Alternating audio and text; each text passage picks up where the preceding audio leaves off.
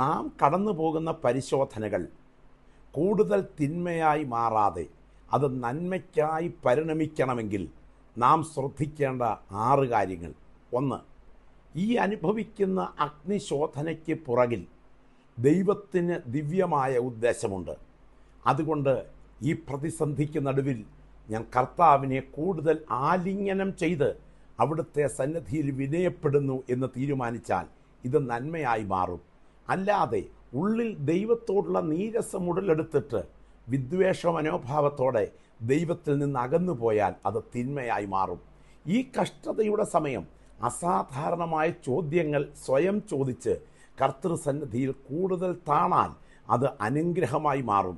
അല്ല, ജീവിതത്തിൽ ദൈവസന്നിധിയിൽ നിന്ന് അകന്നു മാറി ദൈവത്തെ ചോദ്യം ചെയ്യുന്ന ചോദ്യങ്ങൾ ഉള്ളിൽ ഉരുവെടുത്താൽ ആ കഷ്ടത അപകടകരമായി മാറും.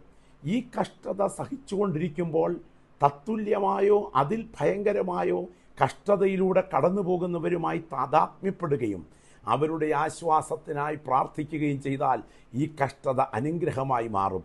അല്ലാതെ ഉൾവലിഞ്ഞ് സമൂഹത്തിൽ നിന്നും ഒറ്റപ്പെട്ട് ദൈവസന്നിധിയിൽ നിന്നും അകന്നു മാറിയാൽ ഈ കഷ്ടത ഒടുവിൽ തിന്മയായി മാറും.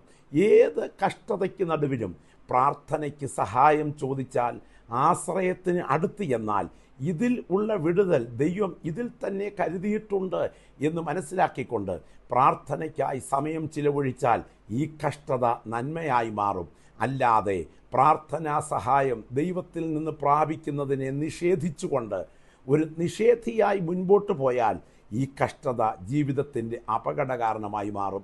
ഏത് കഷ്ടതയ്ക്ക് നടുവിലും അനുഗ്രഹത്തിനായി ചില ചവിട്ടുപടികൾ ദൈവം കരുതി വച്ചിട്ടുണ്ട് എന്ന് വിശ്വസിച്ചാൽ ആ കഷ്ടത അനുഗ്രഹമായി മാറും. അല്ലാതെ ജീവിത പ്രതിസന്ധികൾക്ക് നടുവിൽ ദൈവം ക്രൂരനാണെന്ന് ചിന്തിച്ച് മനസ്സുകൊണ്ട് ദൈവത്തെ ചോദ്യം ചെയ്യാൻ തയ്യാറായാൽ അത് അതിൽ തന്നെ തിന്മയായി മാറും. ഈ കഷ്ടത യേശുക്രിസ്തുവിൻ്റെ ക്രൂശിനോട് എന്നെ ഏറ്റവും കൂടുതൽ അടുപ്പിക്കുന്നതിനാൽ യേശുവിൻ്റെ കഷ്ടാനുഭവങ്ങളോട് ഞാൻ ധ്യാനാത്മകമായി പങ്കുചേരുന്നു എന്ന മാനസികാവസ്ഥയിലേക്ക് സ്വയം എത്തിക്കാൻ മുഖാന്തരമായി തീർന്നാൽ ഈ കഷ്ടത നന്മയായി മാറും. അല്ലാതെ ദൈവം ക്രൂരനാണ്, അവൻ ഒരിക്കൽ പോലും എൻ്റെ സമാധാനം അനുവദിക്കില്ല എന്ന നിലയിൽ ദൈവസന്നിധിയിൽ നിഷേധാത്മക നിലപാട് പുലർത്തിയാൽ അത് അതിൽ തന്നെ തിന്മയാകുകയും കഷ്ടത കൂടുതൽ വഷളാകാൻ മുഖാന്തരമാകുകയും ചെയ്യും.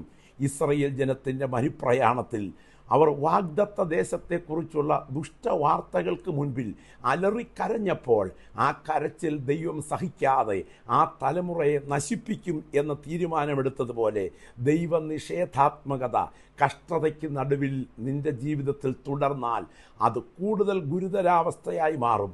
അതുകൊണ്ട് ദൈവത്തിൻ്റെ ഹിതമാണ്, ഇതിൻ്റെ പിൻപിൽ എന്തൊക്കെയോ ദൈവോദ്ദേശമുണ്ട് എന്ന് മനസ്സിലാക്കിക്കൊണ്ട് നമുക്ക് ദൈവത്തിൽ ആശ്രയിക്കാം.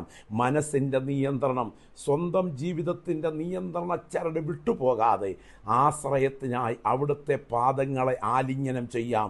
ഈ കഷ്ടത ഒടുവിൽ നന്മയായി മാറും. ദൈവം നിങ്ങളെ അനുഗ്രഹിക്കട്ടെ.